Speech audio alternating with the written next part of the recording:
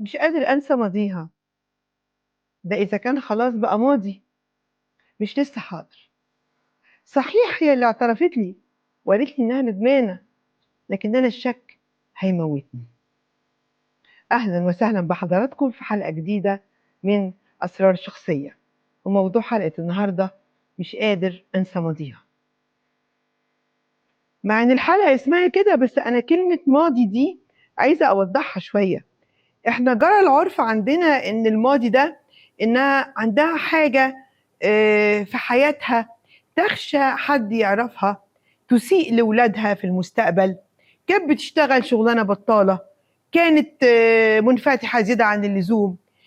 لكن الأحداث اللي بتحصل في حياتنا نتيجة العمر هي ممكن ما نسميهاش، ما نعتبروش زي كلمة الماضي الأسود.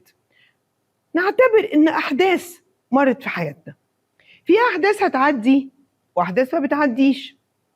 في أحداث بنقدر نسامحها ونبدأ من أول وجديد، وأحداث ما بنقدرش لا نسامحها ولا نبدأ من أول وجديد.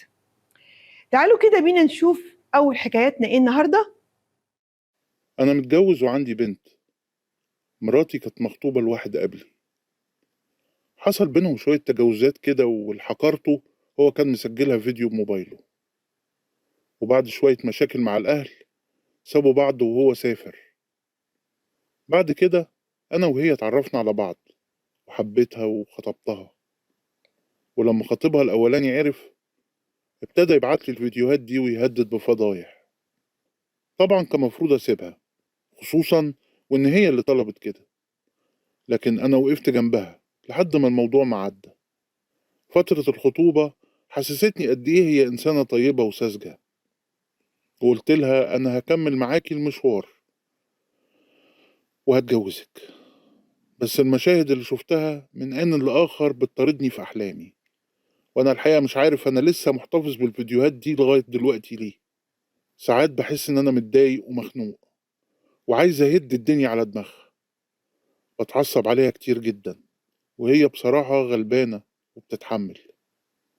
وده بقى اللي بيخليني أرجع وأندم، لكن برضو أنا مش قادر أنسى ماضيها. وساعات بفكر أريح دماغي وأطلقها، ومش عارف أعمل إيه. أنا مش عارفة يعني تطلقها ليه؟ هي كانت مخطوبة وغلطت. غلطت إن هي تسرعت وأمنت لراجل هو لسه مش جوزها. لكن العلاقة دي كمان كانت بمعرفة أهلها، هي كانت خطوبة. وواضح إن الخطيب ده كان يستحق إنهم يسيبوه. واضح إنه بني آدم واطي جدا، لأنه بدأ كمان يهددها بالفيديوهات اللي هي أمنته عليها. والموضوع كان واضح وأهلها عارفينه، وهي كانت زعلانة. وانت بتقول إن مراتي طيبة وغلبانة وإن الراجل ده هو اللي راجل وحش، وقالت لك سيبني. قلت لها لأ، أنا عاوز أتجوزك. أنا احترمتك جدا على فكرة وأنا بسمع رسالة، بس بعد شوية فوجئت إنك بتقول إني مش قادر أنسى ماضيها. أولا أنت عارف من الأول. ثانيا هو ما طلعتش في مجلات بورنو يعني قلعة.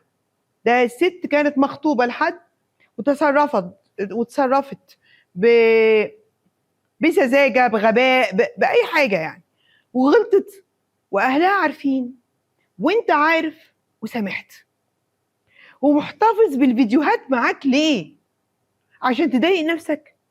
جاي تقولي النهارده اطلقها ولا لا؟ ما كنتش اتجوزتها اصلا، كنت اتجوزت واحد تاني ممكن قوي يقبل اللي انت مش قابله النهارده. على الاقل دي ست واضحه ومعروف ايه اللي حصل في حياتها وهي قالته. بتقول النهارده اطلقها ولا لا؟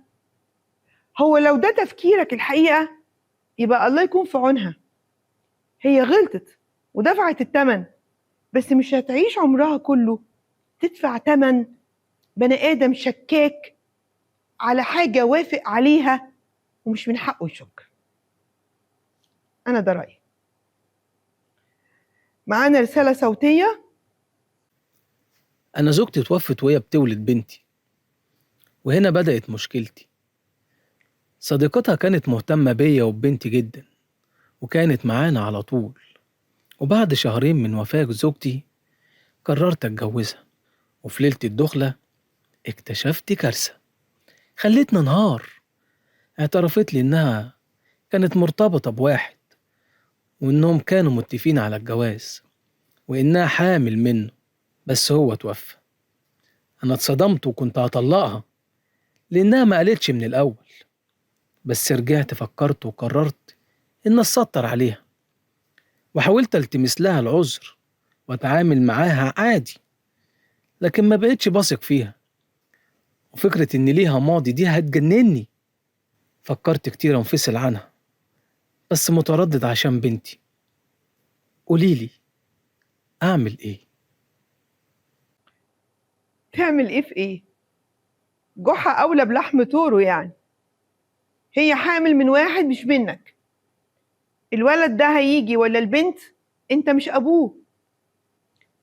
الست دي مش امينه معاك، استغلت انك انت لسه طالع برضه من وفاة مراتك. انت استعجلت قوي كمان يعني. واول ما قلت اتجوز قالت لك اوكي، وجا بقى ضميرها صحي يوم فرحها او يوم دخلتها عشان تقول لك ان انا حامل من حد تاني، وان انا كان ايه الكلام ده؟ وهي دي اللي انت هتأمنها على تربية بنتك؟ هي مش دي جايه تربي البنت؟ بتربي بنت ايه؟ حتى لو غلطت دي ما عندهاش حتى اي اثكس او مبادئ انها تكون صريحه وواضحه. اللي انا هطلبه منك حاجه واحده بس، انك تخلص القصه من غير ما تسوق سمعتها، ولازم يكون بدري عشان الحقيقه بطنها ما تبانش بقى، ويبقى البيبي ده عشان كانت متجوزاك فانت ابوه، وهتخش في مشاكل كتير قوي. لا ما تكملش. بنتك كمان تستحق انها تكون على ايد زوجة اكثر صفاء ورقي من مراتك. عندنا رسالة بتقول، لا دي رسالة صوتية، اتفضل. أنا خاطب، وخطيبتي اعترفت لي إنها مش بنت، وإنها كانت على علاقة بواحد حبته وضحك عليها. بعد ما حصل بينهم علاقة أكتر من مرة اتخلى عنها وسابها. أنا قعدت فترة مش بكلمها عشان أفكر هل أنا فعلا عايز أكمل ولا أفركش الخطوبة، وهي كانت هتتجنن الفترة دي، وقررت في الآخر